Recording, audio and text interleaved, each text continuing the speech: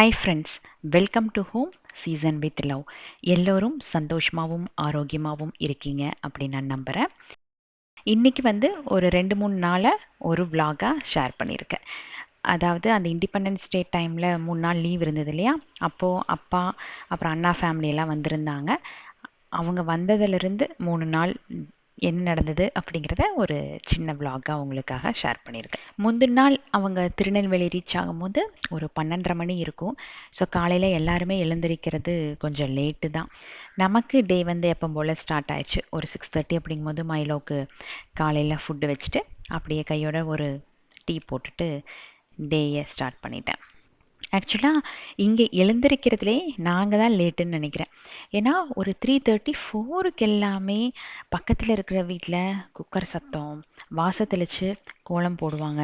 அந்த மாதிரி நிறையா பேர்த்தோட ரொட்டீன் இங்கே சீக்கிரமாக காலையில் ஸ்டார்ட் பண்ணிவிட்டு நைட்டு சீக்கிரமாக தூங்கிடுறாங்க. பட் அது ஒரு நல்ல ஹேபிட் அப்படின்னு நினைக்கிறேன். அப்புறம் ஒரு 75 வயசு ஆனால் கூட அவங்க காரோ இல்லை பைக்கோ ப்ரிஃபர் பண்ணுறதே இல்லை. எல்லாத்து வீட்லேயும் கண்டிப்பாக ஒரு சைக்கிள் இருக்குது. நிறையா பேர்த்த நான் அந்த மார்க்கெட் சைட்லலாம் பார்த்தேன் அப்படின்னா, எனக்கு தெரிஞ்சவங்களையே அவங்க ரொம்ப பெரிய ஃபேமிலியிலேருந்து வந்தவங்களாக இருப்பாங்க. பட் சைக்கிள் எடுத்துகிட்டு தான் சின்ன சின்ன கடைகளுக்கு போவாங்க. அவ்வளோ ஹெல்த்தியாக இருக்காங்க. அவங்கள ரொம்ப ஆக்டிவாகவும் வச்சுக்கிறாங்க. காலையில் vlog ஓப்பன் பண்ணோடனே சம்மந்தம் இல்லாமல் பேசுகிறேன்னு நினைக்க வேண்டாம். இது ஒரு சின்ன விஷயம். பட் சுற்றி இருக்கிறவங்க இது பண்ணுறத பார்க்கும்போது எனக்கு நாமளும் சேஞ்ச் பண்ணிக்கலாமோ அப்படிங்கிற மாதிரி தோணுச்சு. ஸோ அதுக்காக உங்ககிட்டையும் ஷேர் பண்ணேன்.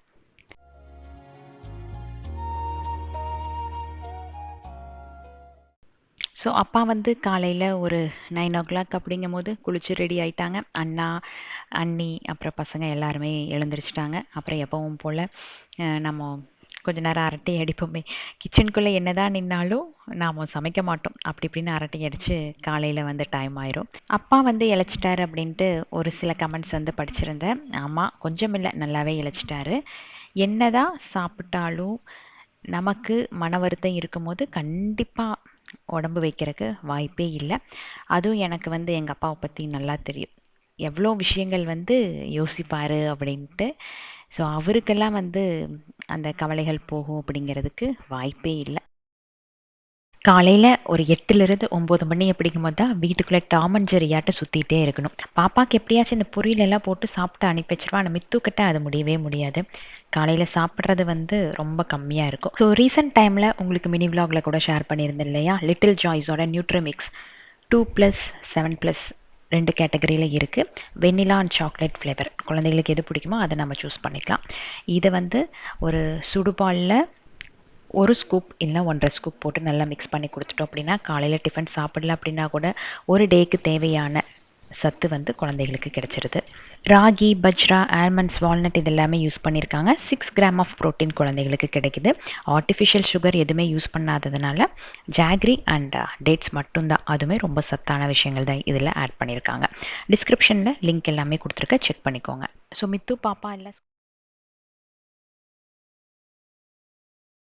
இந்த குட்டி குட்டி பாட்டில்ஸ் உங்களுக்கு ஞாபகம் இருக்கா? நட்ஸு போட்டு வைக்கணும் அப்படிங்கிறதுக்காக வாங்கியிருந்தேன். வாங்கினதோட சரி அப்படியே வச்சுருக்கேன். இந்த ஜார்ஸ் எல்லாமே ஒரு 250 கெப்பாசிட்டி உள்ளது. நாம் ஏதாச்சும் ஸ்பைசஸ் எல்லாம் போட்டு வச்சாலுமே நல்லாயிருக்கும். ஃப்ரிட்ஜில் ஸ்டோர் பண்ணி வச்சுருந்தோம் அப்படின்னா குழந்தைங்க அதை எடுத்து சாப்பிட்றதில்ல. குழந்தைங்க மட்டும் இல்லை, நாமளுமே அது ஸ்டோர் பண்ண மாதிரி தான் இருக்குது. எப்பாச்சும் ஓப்பன் பண்ணும்போது நமக்கு கொஞ்சம் தோணும், ஐயோ இது இன்றைக்கி நாள் சாப்பிட ஆரம்பிக்கணும் அப்படின்ட்டு. ஆனால் அந்த ஃப்ரிட்ஜை ஓப்பன் பண்ணி சாப்பிட்றதுக்கு நமக்கு ஒரு லேசினஸ் வந்துடும். கண்ணுக்கு முன்னாடி வச்சிட்டோம் அப்படின்னா தான் அட்லீஸ்ட் இப்படி எப்படி நடக்கும் போதுனாலும் ஒன்று எடுத்து வாயில் போடுவோம் அப்படின்ட்டு எடுத்தாச்சு. டேட்ஸ் எல்லாம் போட்டு ஒரு நட் ஷேக் ரெடி பண்ணோம் இல்லையா, அது இப்போ குழந்தைங்க குடிக்கிறதில்ல, நானும் குடிக்கிறதில்ல. இதில் அட்லீஸ்ட் ஒரு 4-5 வெரைட்டி கொஞ்சம் எடுத்து வச்சு ஏதோ ஒரு நேரம் சாப்பிட்டுக்கிறது. சப்போஸ் மித்ரன் காலையில் பிரேக்ஃபாஸ்ட் இல்லை லஞ்ச் ஒழுங்காக சாப்பிட மாட்டேங்கிறான் அப்படின்னா இந்த லிட்டில் ஜாய்ஸோட மல்டிவிட்டமின் கம்மிஸ் இருக்கு இல்லையா, இதில் ஒரு நாளைக்கு 1 அப்படின்ட்டு கொடுப்பேன். கம்மீஸ் அப்படிங்கிறது குழந்தைங்க விரும்பி சாப்பிட்ற ஒன்று தான். அது சத்தானதாக இருக்கும் போது ஈஸியாக கன்சியூம் பண்ணிக்கிறாங்க. இதில் 0 ஆடட் சுகர், பட் ஸ்வீட்னஸுக்காக சிக்கரி ரூட் ஃபைபர் இருக்குது. இது நேச்சுரல் ப்ரீபயோட்டிக் ஃபைபர். இது கட் ஹெல்த்துக்கு ரொம்ப ரொம்ப யூஸ்ஃபுல்லாக இருக்கும். ஸோ இதோட லிங்க்கும் டிஸ்கிரிப்ஷனில் கொடுத்துருக்குறேன். உங்களுக்கு தேவைப்பட்டுச்சு அப்படின்னா செக் பண்ணி பார்த்துக்கோங்க. 1950s பிறந்தார். ஆனால் அவரோட பார்வை எல்லாமே பார்த்திங்கன்னா ரொம்ப தொலைதூர பார்வையாக இருக்கும். அண்ட் அதே மாதிரி அவர் அளவுக்கு ப்ராக்டிக்கலாக திங்க் பண்ணுறக்கு யாருனாலே முடியாது. அவர் சொல்கிற சில விஷயங்கள் வந்து நமக்கு மனசுக்கு கஷ்டமாக இருக்கும். ஆனால் அதுதான் யதார்த்தம், இதைத்தான் நீ எடுத்துக்கணும் அப்படின்னே சின்ன வயசுலேருந்து சொல்லுவார். நீங்கள் என்கிட்ட சொல்கிறீங்கல்ல, அக்கா எப்படிக்கா இந்த விஷயம் இந்த மாதிரி விஷயங்களை கொஞ்சம் டைஜஸ்ட் பண்ணிக்கிறீங்க அப்படின்ட்டு, அதெல்லாமே வந்து அப்பாவோட மோல்டு.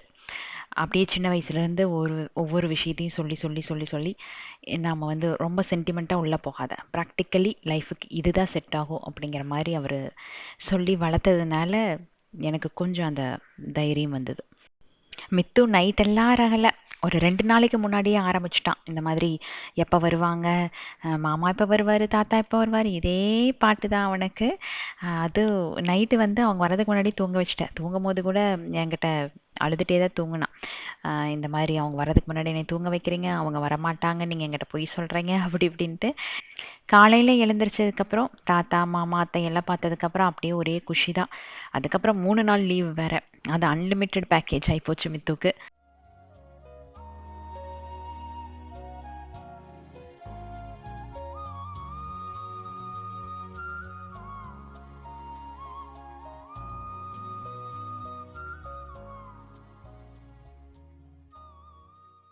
எல்லாரும் சேர்ந்து பேசிகிட்டே இருந்ததில் நேரம் போனதே தெரியல. அப்படியே கடகடன்னு பிரேக்ஃபாஸ்ட்டு ரெடி பண்ணலாம் அப்படின்ட்டு இறங்கியாச்சு. கொஞ்சம் காய்கறிகள் நிறையா இருந்தது. அம்மா இருந்துட்டு அதை வச்சு வெஜிடபிள் குருமா பன்னீர், அப்புறம் தோசை சப்பாத்தி மாதிரி ஏதாச்சும் ரெடி பண்ணிடலாம் அப்படின்னாங்க. சரின்ட்டு நான் வந்து குருமாக்கு எல்லாம் ரெடி பண்ணிகிட்டு இருந்தேன். கிட்டத்தட்ட பார்த்திங்கன்னா ஒரு 10 நாள் ஆஃபீஸ் பக்கமே நானும் போகவே இல்லை. 10 நாள் அப்படின்னா அந்த இண்டிபெண்டன்ஸ் டே அப்போ லீவ் எடுத்தது. அதுக்கப்புறம் ஒரு இவங்கெல்லாம் கிளம்புனாங்க. கிளம்பி ஒரு 4-5 நாள் நான் வந்து திருநெல்வேலியில் இல்லை, சென்னை போயிட்டேன். கொஞ்சம் வேலை இருந்துச்சு அப்படின்னு நான் வந்து விலாகில் ஷேர் பண்ணவே இல்லை. ஆக்சுவலாக அந்த லாஸ்ட் வீக் நான் போட்ட விலாக்லேயே பார்த்தீங்கன்னா பழைய வீடியோஸ் தான் வந்திருக்கு, நான் சொல்லி தானே போட்டிருந்தேன். ஸோ சென்னை போயிட்டு இப்போ தான் திருநெல்வேலி ரீச் ஆயிருக்கு. குருமாக்கு வந்து தேங்காய், கசகசா, அப்புறம் பொட்டுக்கடலை, முந்திரி, இது 4யும் தண்ணி அளவாக ஊற்றி நல்லா அரைச்சி எடுத்துக்கணும். ரொம்ப சிம்பிளான ஒரு குருமா தான் இது. நிறைய பேர் நம்ம வீட்டில் வைப்பீங்க அப்படின்னு நினைக்கிறேன். பட் புதுசாக குக் பண்ண ஸ்டார்ட் பண்ணவங்க நிறைய பேர் நம்மளோட சப்ஸ்கிரைபர்ஸாக இருக்கிறதுனால சிம்பிளான ஏதாச்சும் ரெசிபி இருந்தால் கண்டிப்பாக ஷேர் பண்ணுங்கக்கா அப்படின்னு சொல்லி போட்டிருந்தீங்க. அவங்களுக்காக நான் சொல்கிறேன். அரைச்சி அந்த விழுதை வந்து தனியாக எடுத்து வச்சுக்கோங்க. நம்ம வீட்டில் என்ன காய் இருக்குதோ, மிச்சமாயி 1-2 இருக்கும் இல்லையா, அந்த மாதிரி எல்லா காய்களையும் ஒன்றா போட்டு ஒரு குருமா வச்சுக்கலாம். காலிஃப்ளவர், பட்டாணி, உருளைக்கிழங்கு, கேரட்டு, பீன்ஸு, இந்த மாதிரி என்னென்ன காய்கறி இருக்கோ அது எல்லாத்தையும் போட்டு ஒரு கதம்ப பொரியல் மாதிரி, கதம்ப குருமா. ஸோ பிரேக்ஃபாஸ்ட் ரெடி பண்ணும் போதே மத்தியானம் லஞ்சுக்கும் அப்படியே பேரலெல்லாம் ரெடி பண்ண ஆரம்பிச்சிட்டோம். கிச்சனுக்குள்ளே வந்துட்டோம் அப்படின்னா ஒரு டே ஃபுல்லாக இதே வேலையாக பண்ணிகிட்டே இருப்போம்னு தோணும். ரிலேஷன்ஸ் எல்லாம் வந்துட்டாங்கன்னு வைங்களேன், அவங்க கூட டைம் ஸ்பெண்ட் பண்ண சுத்தமாகவே நமக்கு நேரமே கிடைக்காது. எனக்கு காலையில் ஒரு 9:30-10க்குள்ளே பிரேக்ஃபாஸ்ட் லஞ்ச் எல்லாம் பண்ணி முடிச்சிட்டோம் அப்படின்னா அப்புறம் அவங்க கூட உட்காந்து அரட்டை அடிக்கிறதுக்கு கொஞ்சம் நல்லா இருக்கிற மாதிரி தோணும். அப்படி இல்லையா குழந்தைகளை கூப்பிட்டு எங்கேயாச்சும் போகலாம். ஒன்ஸ் வந்து கிச்சனுக்குள்ளே வந்து லேட் ஆயிடுச்சு அப்படின்னா அந்த டே ஃபுல்லாகவே வீணாக போயிடும். சில நேரத்தில் என்ன பண்ணுவேன்னா பிரேக்ஃபாஸ்ட் மட்டும் சாப்பிட்டு மத்தியானம் லஞ்ச் எங்கேயா சாப்பிட்டுக்கலாம், வெளியே போயிடலாம் அப்படிங்கிற மாதிரி கிளம்பிடுவோம். ஃபஸ்ட்டு பெங்களூரில் இருக்கும் போதெல்லாம் நிறைய வெளி வேலைகள் வந்து இன்னுமே பெண்டிங் இருந்துகிட்டே இருக்குது. இது தொட்டால் அது, அது தொட்டால் இது அப்படின்ட்டு போயிட்டே இருக்கிறதுனால தனியாக எனக்கு இதெல்லாம் மேனேஜ் பண்ணுறதுக்கு கொஞ்சம் கஷ்டமாக இருந்தது. சரி அப்பா இருந்துட்டு நான் ஒரு 2-3 நாள் லீவில் வரேன், அந்த டைமில் கொஞ்சம் எல்லாம் பார்த்துக்கலாம் அப்படிங்கிற மாதிரி சொன்னார். சரின்ட்டு அவருக்காகவே வெயிட் பண்ணிட்டு இருந்தேன். ஸோ அந்த 3 நாள் வந்து அவர் கொஞ்சம் வேலைகள் எல்லாம் எனக்கு ரெடி பண்ணி விட்டுட்டு போனார். குருமாக்கு வந்து தேவையான அளவு ஆயில் வந்து ஆட் பண்ணிக்கோங்க. இதில் பிரியாணி இலை, பட்டை, கிராம்பு, ஏலக்காய், கொஞ்சமாக சோம்பு, நாம் அந்த வாசனைக்காக என்னென்ன போடுறோமோ அந்த பொருளெல்லாம் போட்டு நல்லா அந்த ஃப்ளேவர் வந்ததுக்கப்புறம் பொடி பொடியாக நறுக்கின பெரிய வெங்காயம், சின்ன வெங்காயம் வேண்டாம், வெங்காயம் நல்லா வதங்கினதுக்கப்புறம் இஞ்சி பூண்டு விழுது வந்து சேர்த்துக்கோங்க. இதோட பச்சை வாசனை போகணும்.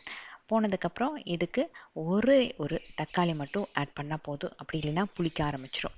ஸோ தக்காளி, வெங்காயம் இதெல்லாம் ஒரு மாதிரி கிரேவி பதத்துக்கு வரும் இல்லையா, அதாவது எண்ணெய் பிரிஞ்சு வரும் இல்லையா, அந்த டைமில் இதுக்கு மசாலா பொடி, மஞ்சத்தூள், வரமிளகாய் தூள் ஆட் பண்ணிக்கோங்க, மல்லித்தூள், கொஞ்சம் வந்து கறி மசால் தூள் ஆட் பண்ணிங்க அப்படின்னாலும் அந்த சிக்கன் குருமா வச்ச வாசனை வரும்.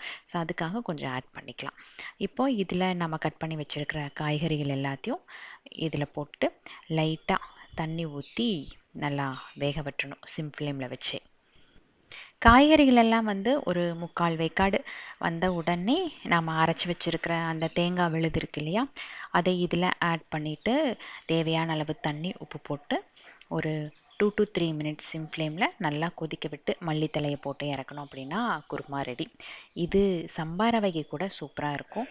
வச்சிட்டோம் அப்படின்னா தோசை, இட்லி, சப்பாத்தி, பூரி, ரவை எல்லாத்துக்குமே வந்து ஒரு நல்ல காம்பினேஷனாக இருக்கும். சிம்பிளான ஒரு குருமா தான். ட்ரை பண்ணி பார்த்துட்டு கமெண்ட்ஸில் சொல்லுங்கள் எப்படி வந்துருந்துச்சு அப்படின்னு. பசங்கள்லாம் வந்து சப்பாத்தி வேணும்னு சொன்னாங்க, அதனால இட்லி ஒரு அடசல் வந்து ஊற்றிக்கிட்டோம். அது கூட சப்பாத்தின்னு நினைக்கிறேன். பட் சப்பாத்தி பண்ணது எனக்கு நல்லா தெரிஞ்சது, இட்லி ஊற்றணுமா இல்லை தோசை ஊற்றணுமா அப்படிங்கிறது எனக்கு சுத்தமாக மறந்து போயிருச்சு.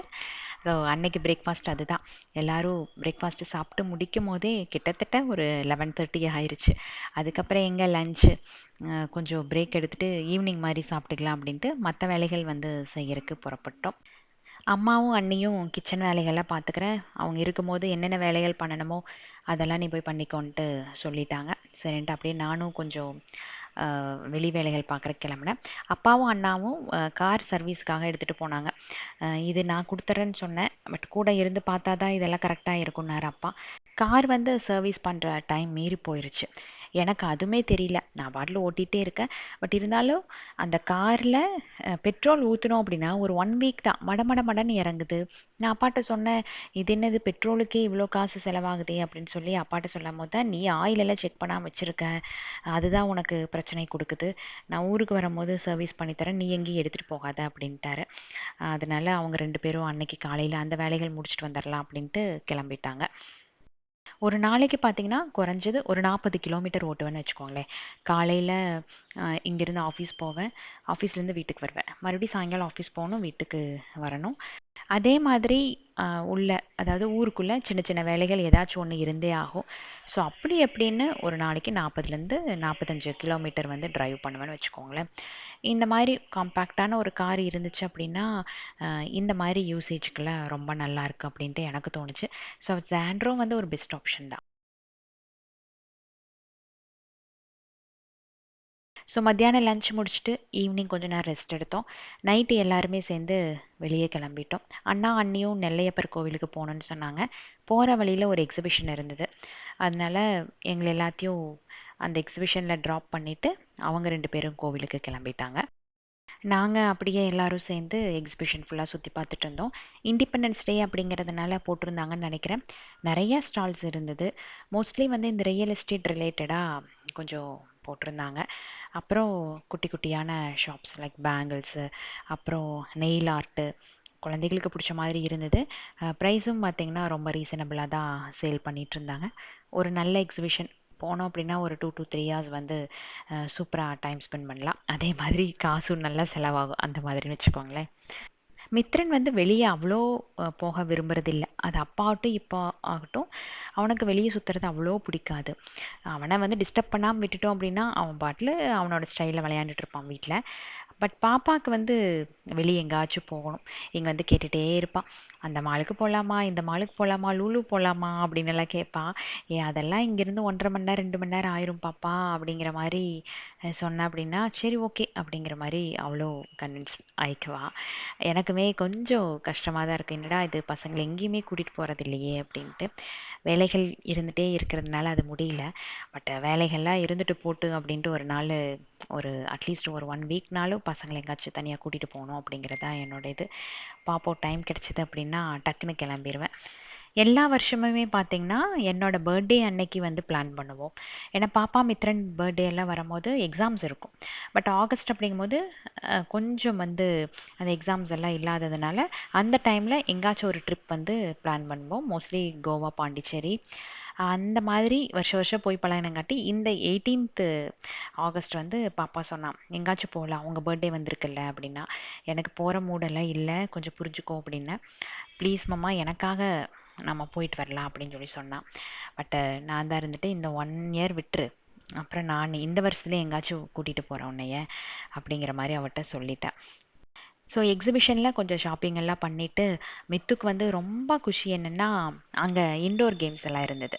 அந்த மாதிரி எல்லாம் இருந்தால் சார் நல்லா கொஞ்சம் விரும்பி விளையாடுவார். ஸோ பசங்க கூட ஜாலியாக ஒரு 1 மணி நேரம் அந்த இன்டோர் கேம்ஸ் எல்லாம் விளையாண்டுட்டு இருந்தான். எல்லா கேம்ஸுமே பசங்க ட்ரை பண்ணாங்க.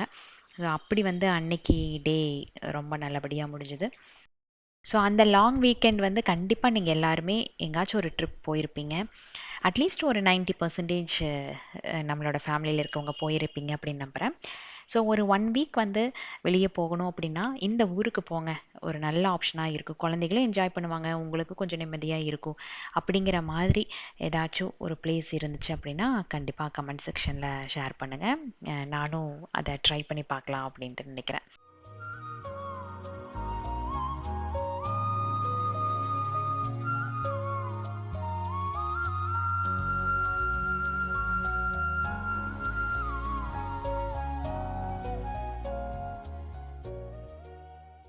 ஸோ இது வந்து அதுக்கு அடுத்த நாள் காலையில் நாங்கள் கொஞ்சம் நான்வெஜ் வாங்கலாம் அப்படின்ட்டு கிளம்பியாச்சு. நான் வந்து ஃபோன் பண்ணி சொன்னேன் அப்படின்னா எனக்கு வீட்டில் கொண்டு வந்து கொடுத்துட்டு போவாங்க. அதுவுமே நல்லா தான் இருந்தது. பட் இருந்தாலும் அண்ணா இருந்துட்டு பக்கத்துலேயே நிறைய கடைகள் இருக்குது, வா நல்ல கடையாக பார்த்து சொல்கிறேன், அப்புறம் நீ ரெகுலராக வாங்கிக்கோ அப்படின்னு சொல்லி சொன்னாங்க. சரின்ட்டு அந்த மாதிரி 2 கடைகள் பிடிச்சி கொடுத்து அங்கே சிக்கன் மட்டன் எல்லாம் வாங்கிட்டு வீட்டுக்கு வந்துட்டோம். வந்ததுக்கப்புறம் வீட்டில் அண்ணி அப்புறம் அம்மா வந்து சமையல் வேலையில் இறங்கிட்டாங்க. நான் பிரியாணி மட்டும் பண்ணினேன், மற்றதெல்லாம் வந்து அவங்க பண்ணிக்கிறேன்னு சொன்னாங்க. அதுக்கப்புறம் நாங்கள் வந்து ஒரு டெஸ்ட் ட்ரைவுக்காக வெளியே கிளம்பிட்டோம். ஸோ சர்வீஸுக்கு போயிட்டு வந்ததுக்கப்புறம் அப்பாவும் அண்ணனும் கொஞ்சம் கார் வேணால் டெஸ்ட் ட்ரைவுக்கு எடுத்து பார்க்கலாம் அப்படிங்கிற மாதிரி சொல்லியிருந்தாங்க. பட் கார் சேஞ்ச் பண்ண போகிறேன் அப்படிங்கிற முடிவெல்லாம் இல்லை. பெட்ரோல் அப்புறம் டீசல் காஸ்ட் வந்து இப்போது 2ம் சேம் அப்படின்னு தான் சொல்லலாம். அதனால் ஈவி கார்ஸுக்கு போகலாம் அப்படின்ட்டு யோசித்து வச்சுருக்கேன். ஏன்னா இப்போ பெட்ரோல் டீசல் கார் வந்து மாதத்துக்கு ஒரு 8,000 ரூபாய்க்கு போடுறோம் அப்படின்னா ஈவியில் 1000 ரூபா 1200 முடிஞ்சு போகுது. நாம் வந்து ரொம்ப ஒரு லாங் டிரைவ் எல்லாம் போக போகிறது இல்லை. ஈவி கார்ஸ் ரொம்ப பெஸ்ட்டு எதுக்கு அப்படின்னு பார்த்திங்கன்னா, நம்ம சின்ன சின்ன இடங்களுக்கு, அதாவது ஊருக்குள்ளேயே சுற்றுறக்கு இது வந்து பெஸ்ட் ஆப்ஷன் அப்படின்னு சொல்லலாம். ஸோ ஒரு 5000லேருந்து 6000 ரூபா மாதம் சேவ் ஆகிறதுங்கிறது நமக்கு ஒரு பெரிய விஷயந்தான் இல்லையா? அதே மாதிரி இதில் ட்ராபேக்ஸ் எல்லாம் எதுவும் இல்லை. என்னோடய ஃப்ரெண்ட்ஸ் நிறைய பேர் யூஸ் பண்ணி பார்த்துட்ருக்காங்க. ஸோ அவங்க கட்டுற இந்த ஃபீட்பேக்கில் பார்த்திங்கன்னா ஹாப்பியான கஸ்டமர்ஸ் அப்படின்னு தான் சொல்லலாம். ஸோ அந்த மாதிரி ஏதாச்சும் கார் இருக்குமோ அப்படிங்கிறதுக்காக கொஞ்சம் செக் பண்ணிகிட்டு இருந்தோம். ஸோ அன்னைக்கு வந்து ஒரு 4லேருந்து 5 கார் வந்து ட்ரை பண்ணி பார்த்தோம். அதுலேயே நமக்கு ஈவினிங் டைம் ஆகி போயிடுச்சு. அதில் ஏதாச்சும் பெஸ்ட்டு கார் நல்ல ஒரு ரேட்டு கிடச்சிது அப்படின்னா அதுக்கு சேஞ்ச் ஆகிக்கலாம் அப்படின்னு யோசிச்சுருக்கோம். ஸோ அன்னைக்கும் பார்த்திங்கன்னா மத்தியானம் லஞ்ச் முடிச்சுட்டு ஈவினிங் எங்கேயாச்சும் பசங்க போகலாம் அப்படின்னு சொன்னாங்க. அடுத்த நாள் என்னோடய பர்த்டே. அண்ணா வந்து அன்னைக்கு கிளம்புற மாதிரி தான் இருந்தது. பட் பர்த்டேங்காட்டி அண்ணா அண்ணி எல்லாரும் சரி ஒரு நாள் லீவ் எடுத்து இருந்துக்கலாம் அப்படிங்கிற மாதிரி அவங்களும் இருந்துட்டாங்க. ஸோ பசங்களை வந்து ஹேர் கட்டு கூட்டிகிட்டு போகலாம் அப்படின்ட்டு பக்கத்தில் இருக்கிற பார்லருக்கு போனேன். எனக்கு நானே ஒரு வருஷமும் கிஃப்ட் பண்ணிக்குவேன்னு சொன்னேன் இல்லையா, அன்னைக்கு வந்து பெடிக்யூர் தான் பண்ணினேன். கொஞ்சம் ரிலாக்ஸாக இருக்கணும் அப்படிங்கிறதுக்காக எனக்கு அன்னைக்கு நான் கிஃப்ட் பண்ணிக்கிட்டது வந்து பெடிக்யூர் தான். அதுக்கு தானே எதுக்கு நான் ஃபோட்டோ எடுக்கிறேன்? எதுக்கு நான் எடுப்பேன்? வீடியோ தானே எடுப்பேன். எதில் போடுவாங்க மித்து உன்னைய? யூடியூப்ல. ஆமாம் தானே. ஹலோ கைஸ், இன்னைக்கு அம்மாக்கு சூடான தண்ணியை குடிக்க போறாங்க. பாருங்க. என்ன பார்க்க? இங்க பாருங்க, சூடான தண்ணி போட்டு குடிக்கணுமா சொன்னாங்களம்மா. அப்புறம் வந்து ஹாட் வாட்டரும் மிக்ஸ் ஆயிருக்கு, நார்மல் வாட்டரும் மிக்ஸ் ஆயிருக்குல தங்கம். நீங்க அங்க பாருங்க, அக்கா பாருங்க, இங்க பாருங்க. சுடுதண்ணி இல்ல, பச்சை தண்ணியா? Normal water. அம்மா சுடுதண்ணிக்குள்ள கால் விடுவேன்னு ரொம்ப எதிர்பார்த்தியோ? பயந்துட்டீங்களா? இன்னைக்கு அம்மா ஜில்லு தண்ணியில வச்சு அப்படின்னு அப்படி நைஸ் ஆட்டா போறாங்க. இன்னைக்கு நான் காட்ட போறேன். அப்படியா? யூடியூப்ல காட்ட போறீங்களோ? நீங்க யூடியூபரா? ஆமாமா, ஒரேயோட பெரிய யூடியூபர் நான் தான்மா. அச்சச்சோ, அப்படியா? யூடியூபர் ஆகணுமா மித்து? படிச்சு வெளிநாட்டுக்கு வேலைக்கு போயிருந்தாங்க அம்மாக்கு அதான் ஆசை. ஓகேவா? எதுக்குமா? எதுக்கு நீ தான் சொல்லணும். எதுக்குன்னா எனக்கு ரொம்ப பிடிச்சிருக்கா. உள்ள உனக்கு எது பிடிக்கும்? பேசாம போலீஸ் ஸ்டேஷனா நிக்கிறேன். போலீஸ் ஸ்டேஷனா நின்னா என்னென்ன பண்ணுவாங்க தெரியுமாமா? ஜெயில பொறிச்சு போடுவாங்க, துப்பாக்கி வச்சு அடிப்பாங்க. எனக்கு ஒரு தாட்டி துப்பாக்கி வேணும்னு ஆசை இருக்கிறதுனால தான் போலீஸ் ஸ்டேஷனுக்கு போகணும். போலீஸ் ஆகணும்னு சொல்லுங்க. போலீஸ் ஸ்டேஷனுக்கு போக கூட நம்ம போலீஸ் ஆகணும். சொல்லு. போலீஸ் ஆகணும். சரி, ஓகே, போலீஸ் ஆயிடலாமா? சரிம்மா. அப்ப நீ நல்ல இன்னைக்கு நான் சின்ன பையன் போலீஸ் ஆக போறேன். அப்படியா? இன்னைக்கு அம்மா எனக்கு போலீஸ் ஸ்டேஷன் ட்ரெஸ் தைக்க போறாங்க. Okay, super. பாய் சொல்லிடு எல்லாத்துக்கும். பாய்.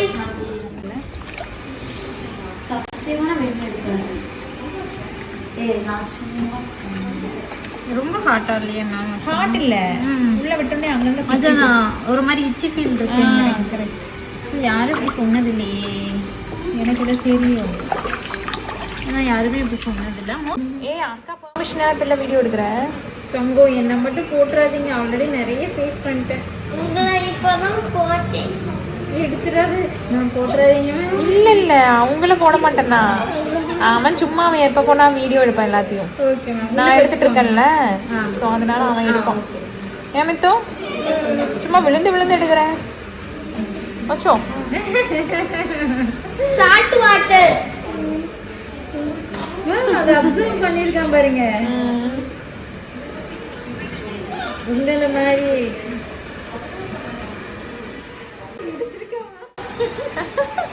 உங்க எடுத்துட்டானா? ஆமா, என்ன எடுத்திருக்கான்.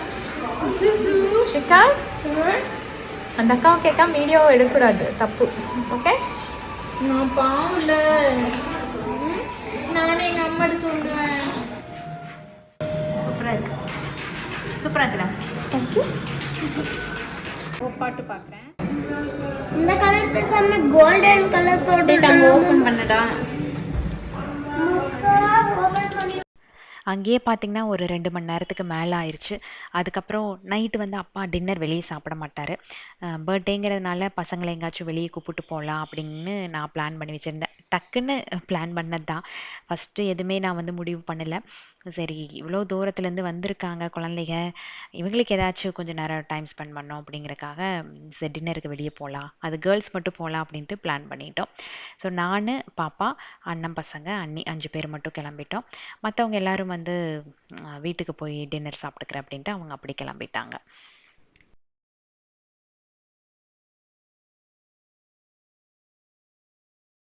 இங்கே வந்த உடனே ஹரிஷ்மிதா எவ்வளோ கடைகள் தெரிஞ்சு வச்சுருக்கா தெரியுங்களா? இந்த ஊரில் இந்த கடைகள் இருக்குது அப்படின்ட்டு இங்கே இருக்கிறவங்களுக்கே தெரியாது. அந்த மாதிரி எக்கச்சக்கமான கடைகள், அதாவது பெங்களூரில் எப்படி இருக்குமோ அதே மாதிரி சில கடைகளை வந்து சூஸ் பண்ணி மேடம் வச்சுருக்கா. மித்ரனை ரொம்ப மிஸ் பண்ண மாதிரி இருந்தது. பட் மத்தியானமே பார்த்திங்கன்னா அவன் பீட்சா தான் ஆர்டர் பண்ணி சாப்பிட்டான். சரி, நைட்டுனாலும் அட்லீஸ்ட் தால் ரைஸ் அந்த மாதிரி சாப்பிட்டோம் அப்படின்ட்டு தான் அம்மா கூட அனுப்பி வச்சிட்டேன். எனக்கு வந்து ஃபுல் ஸ்ட்ரெஸ் பஸ்டர் யாருன்னா பாப்பா அப்படின்னு தான் சொல்லுவேன். எல்லா விஷயமே அவகிட்ட நான் பேசுவேன். லைக் ஃபினான்ஷியலி என்னென்ன ஸ்ட்ரகிள் இருக்குது, பட் அதை வந்து அவள் உள்ளே எடுத்துகிட்டு போவான் அப்படின்னு நான் ஒரு நேரம் கூட நினைக்கல. அவட்ட சொல்லி அழுகிற விஷயம் வேறையாக இருக்கும். லைக் அப்பாவை மிஸ் பண்ணுறது, இந்த மாதிரி விஷயங்கள் சொல்லி அழுவேன். பட் அதுக்கு வந்து அவள் அவ்வளோ பாசிட்டிவான ஆன்சர் வச்சுருப்பா. அதுக்கப்புறம் நான் அதை யோசிக்க கூட என்னை விட மாட்டான். அந்தளவுக்கு என்னை ஹோல்ட் பண்ணிக்குவான். அதே மாதிரி 2 பேரும் பேச்சில் இறங்கிட்டோன்னு வைங்களேன், அம்மா பொண்ணு மாதிரியா பேசுகிறீங்க அப்படிங்கிற மாதிரி எங்கள் அம்மாவே வந்து எங்கள் 2 பேர்த்தையும் திட்டுவாங்க.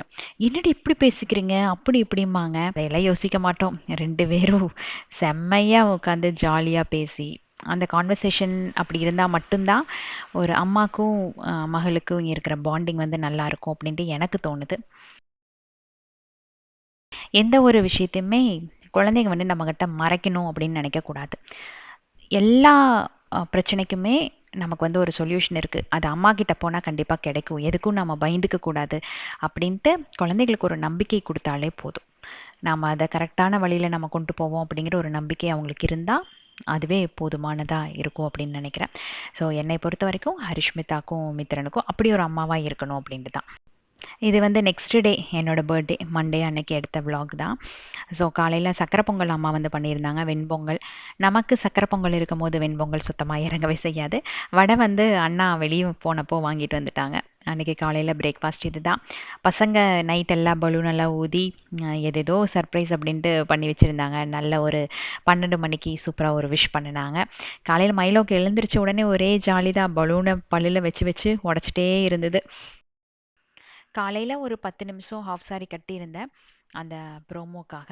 அதுக்கப்புறம் நான் வந்து சல்வார் போட்டாச்சு. பாப்பா புதுசாக ஏதாச்சும் ட்ரெஸ் தான் போடணும்னு சொல்லியிருந்தான்.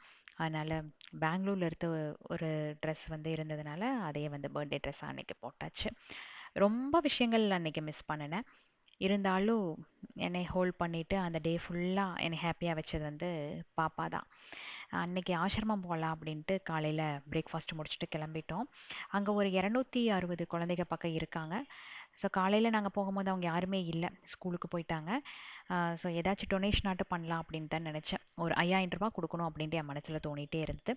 அங்கே போகும்போது அவங்க வந்து சொன்னாங்க, சிஸ்டர் வந்து இந்த மாதிரி தேவைகள் இங்கெல்லாம் இருக்குது அப்படின்ட்டு. சரி, மளிகை பொருட்களும் தேவைப்பட்டுச்சு. அப்புறம் வந்து இந்த லாண்ட்ரி இருக்கு இல்லையா, அது அந்த துணி காய போடுறதுக்கான ஒரு ஷெட்டு வந்து ரெடி பண்ணணும். அப்புறம் கேமராலாம் ஃபிக்ஸ் பண்ணணும். இந்த மாதிரி நிறையா வச்சுருந்தாங்க. சரி, நம்ம வந்து பட்ஜெட் ரொம்ப பெருசாக இல்லை, இப்போதைக்கு கடவுள் எனக்கு ஒரு 5000 ரூபாய்க்கு என்ன செய்யணுமோ அந்த இதை கொடுத்துருக்காரு அப்படின்ட்டு அவங்களுக்கு மளிகை பொருள் வாங்கி கொடுக்குறோம் அப்படின்னு சொல்லிட்டு அங்கே போயிட்டு கொஞ்சம் நேரம் ப்ரே பண்ணிவிட்டு கிளம்பி வந்துட்டோம். ஸோ மளிகை பொருட்கள் என்ன வாங்கினோம் அப்படின்னா, சர்க்கரை குழந்தைகளுக்கு இல்லை அப்படின்னாங்க. சர்க்கரை வந்து இருக்கிறப்ப டீ போட்டு தருவாங்களாம், இல்லைன்னா அன்றைக்கி சாயங்காலம் குழந்தைகளுக்கு டீ இருக்காது அப்படின்ட்டாங்க. ஸோ சர்க்கரை, அப்புறம் இது அரிசி, அப்புறம் அப்பளக்கட்டு, ஈவினிங் வந்து பஜ்ஜி ஏதாவது ஸ்நாக்ஸாக கொடுக்கட்டும் அப்படிங்கிறதுக்காக பஜ்ஜி பேக்கெட். ஸோ ஒரு 5000 ருபீஸுக்கு வந்து என்னால் என்ன முடிஞ்சதோ அதை வந்து வாங்கி ஒரு 2 நாள் கழித்து தான் அங்கே கொடுத்தேன். ஏன்னா அன்னைக்கு வந்து டைமே இல்லை, அவங்களும் ஊருக்கு கிளம்புறதாக இருந்தது.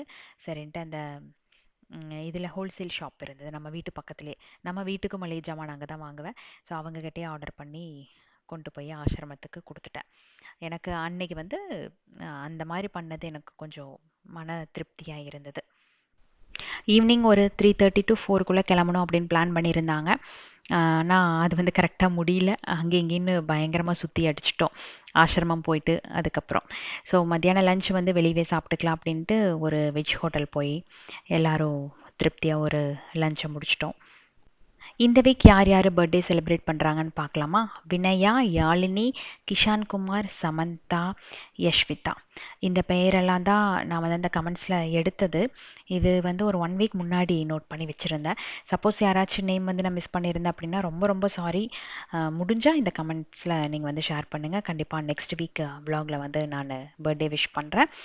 இதில் வந்து இந்த வீக் பர்த்டே செலிப்ரேட் பண்ணுற அனைவருக்குமே இனிய பிறந்தநாள் தின நல்வாழ்த்துக்கள்.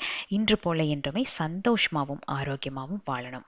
இப்போ லஞ்சு முடிச்சுட்டு மித்து வந்து கொஞ்சம் ஸ்நாக்ஸ் வேணும்னு சொன்னான். அதனால பக்கத்தில் இருக்கிற பேக்கரிக்கு போயிட்டோம். அங்கே போய் ஒரே சர்ப்ரைஸ். நான் கேக் வேண்டான்னு சொல்லியிருந்தேன், கேக் கட் பண்ணுற மாதிரியான மூடெல்லாம் இல்லை, வேண்டான்னு சொல்லியிருந்தேன். பட் பிள்ளைங்க வந்து கேட்கவே இல்லை. ஒரு சின்ன கேக்குனாலும் நீங்கள் கட் பண்ணி தான் ஆகணும், இன்றைக்கி வந்து கண்டிப்பாக செலிப்ரேட் பண்ணி தான் ஆகணும் அப்படின்ட்டு பசங்க அங்கே ஒரு கேக் வந்து ஆர்டர் பண்ணியிருந்தாங்க. ஸோ அவங்க முன்னாடி சந்தோஷமாக காட்டிக்கிட்டு ஒரு கேக்கை வந்து கட் பண்ணியாச்சு.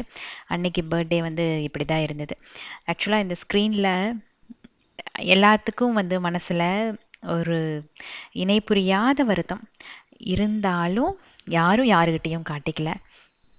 அப்படியே சந்தோஷத்தை பகிர்ந்துக்கிட்டோம், அவ்வளோதான்.